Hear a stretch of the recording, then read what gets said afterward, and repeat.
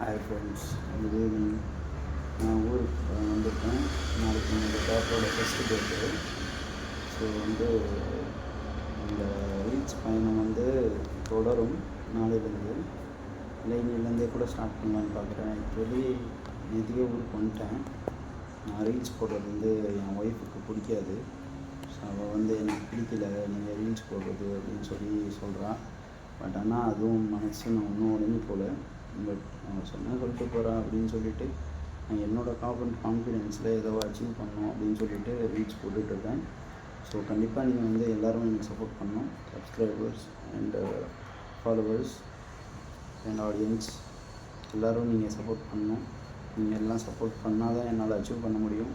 So comment போடுங்க, ஃபுல்லாக support பண்ணுங்கள், லைக் போடுங்க. இதுக்கு மேலே நான் எப்படி சொல்கிறேன்னு எனக்கு தெரியல. நான் என்னோடய கான்ஃபிடென்ஸ் நான் ஒரு சில ரீல்ஸ்லாம் போடுவேன். பட் சம் கமெண்ட்ஸ்லாம் வருது. But I don't care about that.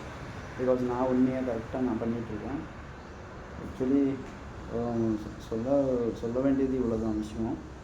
So அவள் ஒய்ஃப் சப்போர்ட் பண்ணலன்றதுக்காக நான் உடஞ்சி போயிட்டேன்னா என்னால் நான் போட்ட அந்த கான்ஃபிடென்ஸ், அந்த எஃபர்ட், அந்த கோல்லாம் அச்சீவ் பண்ண முடியாமல் போயிடும்.